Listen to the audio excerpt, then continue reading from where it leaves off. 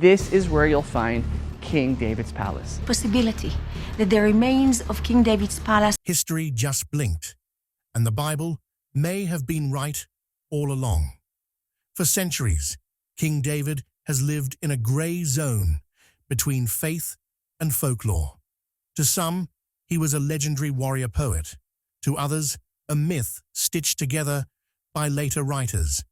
But now, archaeologists digging in the heart of ancient Jerusalem have uncovered evidence that refuses to stay quiet.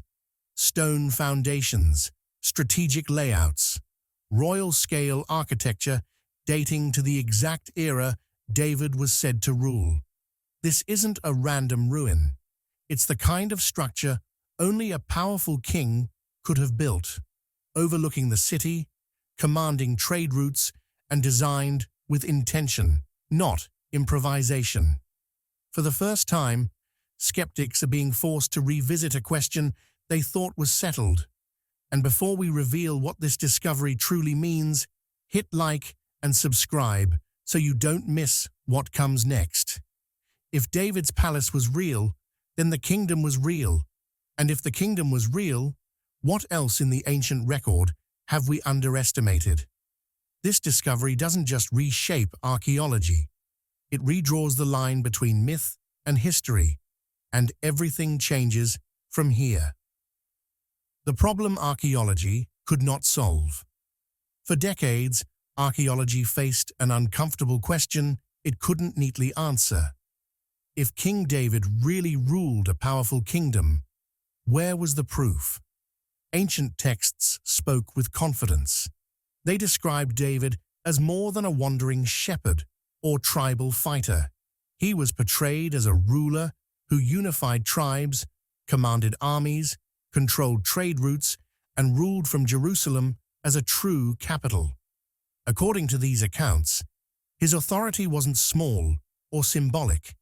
It stretched across large portions of the Central Highlands. This wasn't supposed to be a loose alliance of villages. It was a kingdom with structure, leadership, and centralized control. But when archaeologists turned to the ground for confirmation, they ran into silence. Dig after dig in Jerusalem failed to reveal what scholars expected to find from a 10th century BCE capital.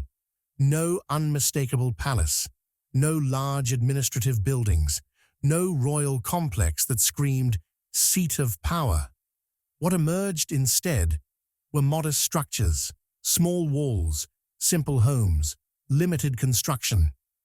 To many researchers, Jerusalem looked less like a royal capital and more like a fortified hill town. That gap between text and soil became a serious problem. Archaeology is built on physical evidence. Stones don't exaggerate. Walls don't write propaganda. And as excavation reports piled up, a new interpretation began to take hold. Maybe the ancient writers had embellished the story. Maybe David existed, but only as a local strongman, a tribal leader whose legacy was later inflated by generations eager to create a glorious past. This idea gained momentum because it seemed to fit the evidence. Without monumental architecture, how could there have been a centralized state? A kingdom that large would require bureaucracy, storage, planning, and administration. And all of that would require one thing above all else: a palace. Not a ceremonial house, but a functional nerve center of power. Yet no such structure had been clearly identified. Over time, the missing palace stopped being a mystery and became an argument. Scholarly discussions shifted in tone. David was no longer debated as a great king, but as a marginal figure. The united monarchy described in ancient texts was increasingly framed as ideological, a story shaped by later writers rather than a reflection of early political reality. What made this shift even more powerful was how final it began to feel. New students entering archaeology were often taught that David's kingdom lacked material support. Excavation strategies were shaped by this assumption. If a palace was unlikely to exist, Why look for one? Still, beneath the surface, unease remained. Some archaeologists quietly wondered if the problem wasn't David, but the search itself. Jerusalem had been destroyed, rebuilt, and occupied for thousands of years. Layers overlapped. Evidence could be buried, reused, or erased. Others suspected the early kingdom might not reveal itself where everyone was looking. Border regions, fortified sites, and overlooked areas could hold clues that didn't fit traditional excavation priorities. That uncertainty lingered in the background, waiting. Because in archaeology, silence doesn't always mean absence. Sometimes it just means the right question hasn't been asked yet. The archaeologists who refused to drop the question. As the academic world slowly settled into the idea that King David's kingdom was small, fragile, or even exaggerated, a few archaeologists refused to let the question die. They weren't motivated by belief or tradition. What bothered them was something much simpler and much more dangerous in science: the feeling that the conclusion had come too easily. Among them were Professor Yosef Garfinkel of the Hebrew University and Sar Ganor of the Israel Antiquities Authority.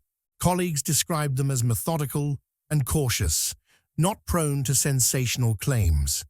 But they shared a growing concern that archaeology might be mistaking silence for certainty. Had every possibility really been explored? Or had the field grown comfortable repeating the same assumptions? One issue stood out immediately. Nearly every argument about David's kingdom depended on Jerusalem. For more than a century, Jerusalem had been excavated again and again. Entire hillsides had been cut, filled, rebuilt, and destroyed through thousands of years of occupation. Stones were reused, layers were disturbed, ancient remains were buried beneath later construction or erased completely. Garfinkel and Ganor began asking a question others had stopped asking. What if the evidence people were looking for simply could not survive in Jerusalem anymore? That question changed everything. They began to rethink how early kingdoms form. In many ancient societies, the clearest signs of state power don't appear first in the capital. They appear at the edges. Border regions reveal whether a society can organize labor, plan construction, and respond to threats. Fortifications, gates, roads, and defensive systems require centralized authority. You don't get them by accident. So instead of looking inward, they looked outward. As they reviewed data from early Iron Age sites, one location kept resurfacing in their discussions: Khirbet Qeiyafa. It wasn't famous. It wasn't easy to reach. It sat on a rugged hill overlooking the Elah Valley, far from the political spotlight. For years, it had been little more than a footnote in survey reports: stone ruins, thick walls, nothing that had sparked serious excavation. But to Garfinkel and Ganor, the site felt wrong in a way that was intriguing. Preliminary data suggested something unusual. The walls were exceptionally thick for the period. The layout appeared structured, not organic. This wasn't a village that had slowly grown over generations. According to early assessments, it looked like a site that had been planned and built quickly with a clear purpose in mind. That kind of construction requires leadership, coordination, and resources. In other words, authority. The more they studied Khirbet Qeiyafa, the harder it became to ignore. Still, pursuing it came with real risks. By that point, connecting any archaeological site to King David had become professionally dangerous. Scholars who had tried in the past were often met with fierce criticism. Some saw their work labeled as ideologically driven rather than evidence-based. Conferences turned hostile. Journals pushed back hard. Younger archaeologists were quietly advised to stay away from David altogether if they wanted secure careers. The message was clear: don't reopen settled debates. Garfinkel and Ganner knew this. According to people familiar with the field, they were warned not to overinterpret what they were seeing. Some questioned whether the site was worth the investment. Others argued that even if the walls were impressive, they could belong to another culture or period. No one wanted another controversy tied to the name of David. But what convinced them to move forward was location. Khirbet Qeiyafa overlooked one of the most important corridors in the region, the Eila Valley, a natural route between the coastal plains and the Judean highlands. Control that valley, and you control movement, trade, and military access. Whoever built this site wasn't hiding. They wanted visibility. They wanted dominance.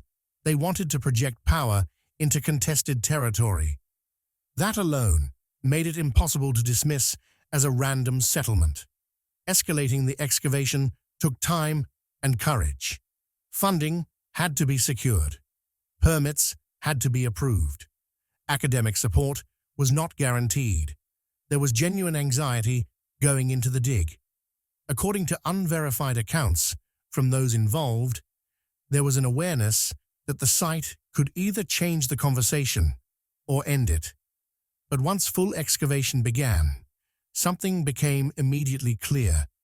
Khirbet Qeiyafa was not behaving the way the accepted models said it should.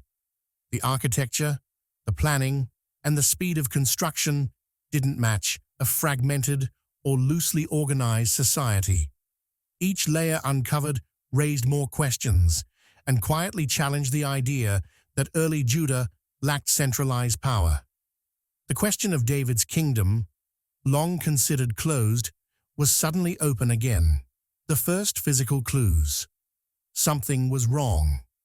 As the excavation at Khirbet Qeiyafa moved past surface-level surveys and into full-scale digging, something subtle but unsettling began to happen. At first, nothing looked dramatic, just stone walls emerging from the earth. Walls, after all, are common in archaeology. But the longer the team worked, the harder it became to dismiss what they were seeing. These weren't modest barriers or rough enclosures thrown together by a struggling community.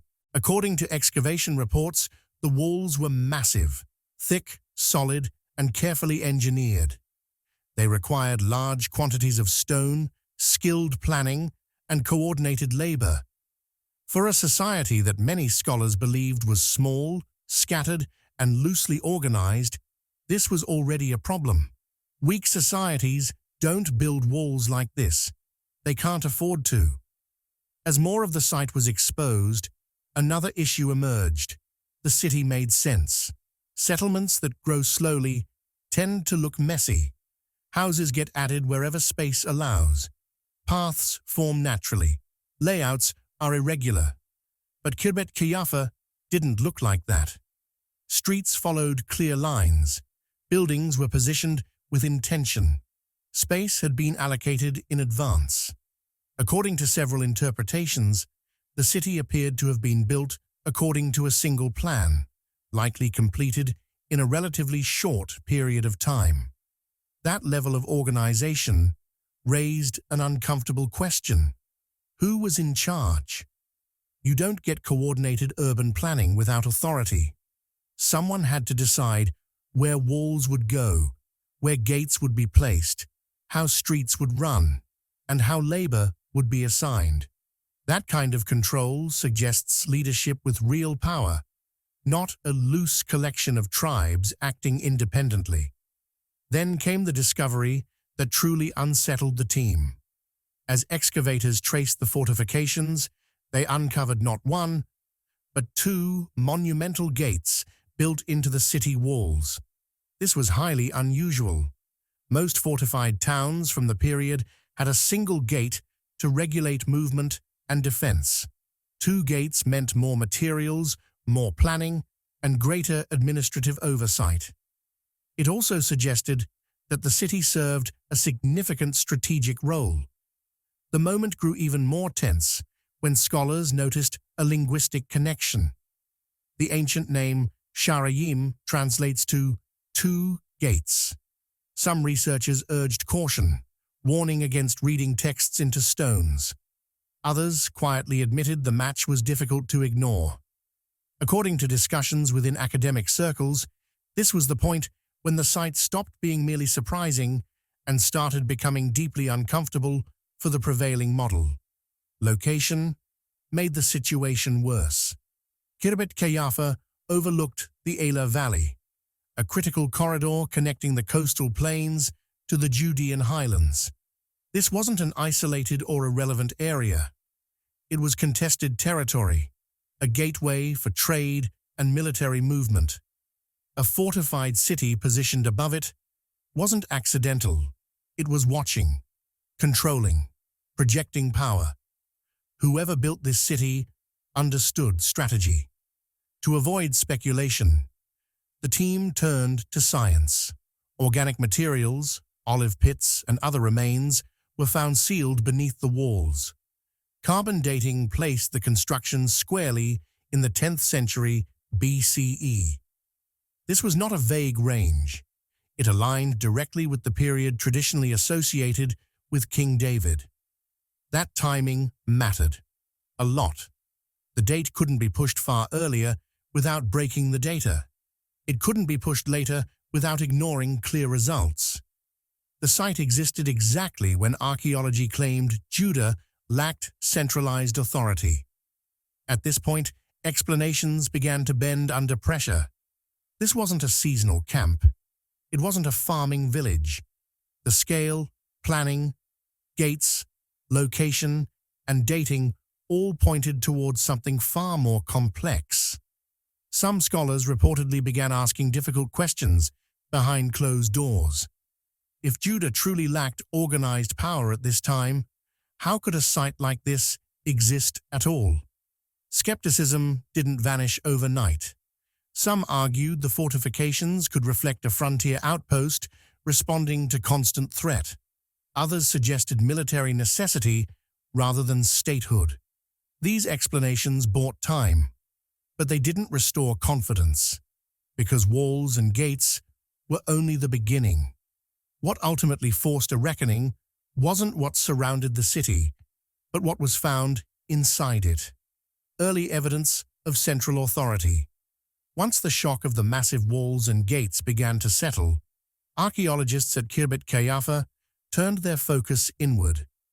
What they found inside the city would quietly deepen the crisis for the old explanation and shift the conversation from defense to control. Near the highest point of the settlement, the excavation uncovered large buildings unlike anything else at the site. These weren't ordinary homes. They were bigger, more solid, and positioned where they could be seen from across the city. That placement mattered.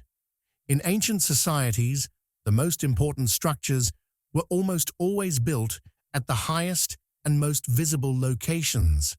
Power didn't hide. It announced itself. According to excavation reports, these buildings appeared intentional in both size and position. Someone had decided that these structures belonged above everything else. That alone suggested hierarchy, an understanding that certain spaces were more important than others, and that access to them was likely controlled. But the real shift came from what was found nearby. As archaeologists expanded their work, they began uncovering storage areas packed with large jars. Not a handful, not a few dozen, hundreds of them. The sheer volume was impossible to ignore. This wasn't storage for a single family or even a small community. According to specialists, the quantity far exceeded what local consumption would require. Even more striking was the uniformity. The jars were similar in size and shape, suggesting standardized production. That matters, because standardization doesn't happen naturally in small, informal societies. It requires planning, coordination, and oversight. Someone had decided how these containers should be made, and in large numbers. Then came the detail, that raised eyebrows across the field. Many of the jars carried seal impressions on their handles. These weren't decorative marks. According to experts, seals were used to show ownership, control, or official approval. They functioned like early administrative stamps. Goods were collected, sealed, and managed under authority. This wasn't casual storage. It was regulated. For many researchers, this was the moment the site changed character. Large-scale storage combined with sealed jars suggested a system. Goods were being gathered from outside the city, stored centrally, and likely redistributed. According to some interpretations, this pointed toward taxation, food and resources collected from surrounding settlements under some form of authority. That kind of operation doesn't run itself.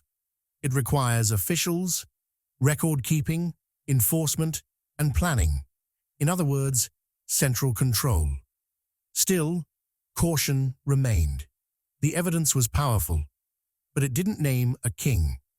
Some scholars argued the system could reflect a regional authority rather than a royal court. Others suggested a military administration managing supplies for defense. These explanations kept the debate alive and prevented immediate consensus. But the tone had shifted. The site was no longer being discussed as a marginal outpost. It appeared organized, hierarchical, and controlled. Power was being exercised here, not symbolically, but practically. As reports circulated, reactions within the academic world intensified. Some scholars were intrigued, others were openly resistant. Conferences grew tense, journals filled with rebuttals and cautionary notes. The excavation team felt the pressure mounting. Each discovery narrowed the space for alternative explanations, and with every publication, resistance grew louder. Khirbet Keyyafa was no longer just an archaeological site. It had become a challenge. The evidence scholars tried to explain away. When the discoveries at Khirbet Keyyafa began circulating through academic journals and conference halls, the response was immediate. But it wasn't celebration. It was pushback. The evidence itself was difficult to deny, yet its meaning sparked fierce resistance. The reason was simple. If the interpretations were right, decades of scholarly assumptions about early Judah would start to unravel. One of the first objections focused on geography. Critics argued that Khirbet Keyyafa was too far from Jerusalem to be connected to a Davidic kingdom. In their view, real royal authority could only operate from the capital. If David ruled from Jerusalem, they said, then any major administrative site had to be there as well. Supporters of the excavation pushed back, pointing out that early kingdoms often projected power through border strongholds. Still, the argument slowed acceptance. Next came the question of identity. Some scholars suggested the site might not be Judahite at all. They proposed alternative cultural owners, Philistines, Canaanites, or other local groups. Suddenly, pottery fragments, food remains, and construction techniques became points of intense scrutiny. According to discussions within the field, every shard and bone was debated, with critics attempting to pull the site out of Judah's historical orbit. The debate grew technical, but the motivation was clear. If the site wasn't Judahite, it couldn't support David. Another strategy was to shrink the site's significance. Rather than deny the scale of the walls or storage systems, some scholars redefined their purpose. Khirbet Keyyafa, they argued, might have been nothing more than a temporary military outpost, built for short-term defense during a period of conflict. This explanation allowed critics to accept strong fortifications while avoiding the conclusion of centralized authority. Excavators countered that the city's layout, permanence, and planning didn't fit a temporary role. But the argument lingered. Dating became the next battleground. Carbon testing placed the site firmly in the 10th century BCE, but that timing was inconvenient. According to reports, some scholars attempted to stretch the margins of error, pushing the construction slightly earlier or slightly later. Not enough to contradict the data outright, but just enough to weaken the link to David. These arguments didn't introduce new evidence, but they added doubt and delayed agreement. Even language turned political. The word palace triggered immediate backlash. Critics argued it carried assumptions that went beyond the data. They preferred safer terms like large building or administrative structure. At the same time, the implications of the storage jars and seal impressions were minimized. Instead of signaling royal administration, they were framed as signs of local governance. Piece by piece, the conclusions were trimmed back, without actually denying what had been found. As criticism intensified, pressure on the excavation team grew.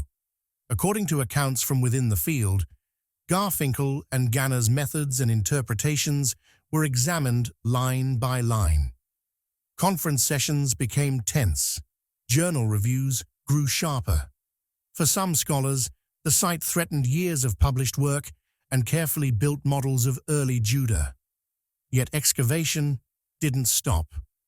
Despite the resistance, the debate rested on a fragile assumption that the most important structure at Khirbet Qeiyafa could still be explained as something other than royal. According to reports from the team, that assumption was about to collapse, because what they uncovered next could no longer be explained away. The structure that ended the debate. The debate that had surrounded Khirbet Qeiyafa for years didn't end with an argument. It ended with a building. When archaeologists finally completed the excavation of the largest structure at the site, everything shifted. This building sat at the very top of the hill, higher than every other structure around it. From the start, it felt different. As layers of stone were removed and its full outline slowly emerged, even the excavation team grew uneasy. What they were uncovering could no longer be brushed aside as ordinary, accidental, or local. This structure was enormous. According to excavation reports, its size exceeded anything previously known from Judah in the 10th century BCE, not by a little, but by enough to break the existing model entirely. For decades, scholars had argued that Judah during this period lacked the organization, resources, and authority to build on such a scale. This structure directly contradicted that claim. A building this large could not exist without planning, funding, and leadership capable of mobilizing people over time. That realization forced a pause. Then came the layout. The building wasn't chaotic or pieced together over generations. Its design was clear and deliberate. Rooms followed a plan. Space was organized with intention. According to analysts, nothing about it suggested domestic life. This wasn't a large house. It was a place meant for administration, decision-making, and control. An elite structure serving a governing function. Its position made that conclusion even stronger. From the highest point of the city, the building overlooked the settlement itself and the Elah Valley below. This wasn't a scenic choice. It was strategic.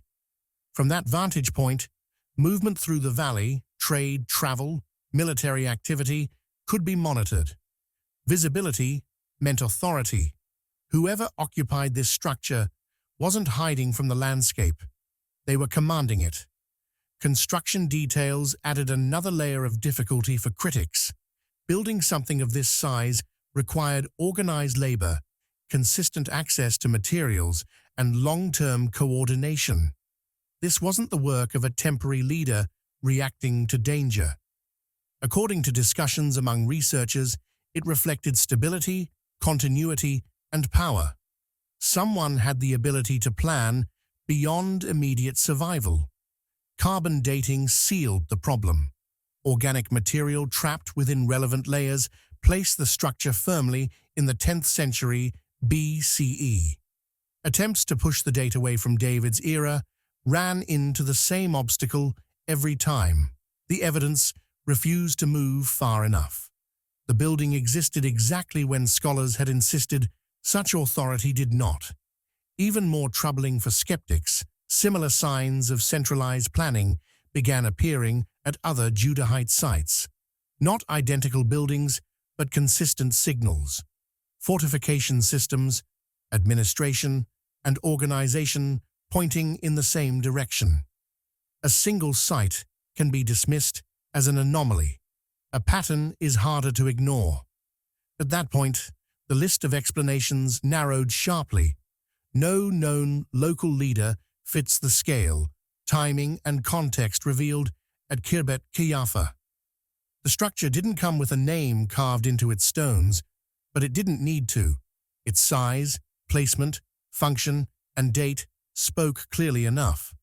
This didn't mean every scholar suddenly agreed on every detail. Debate always remains, but the old dismissal that David's kingdom was too small or too weak to leave material traces became increasingly difficult to defend, not because of belief,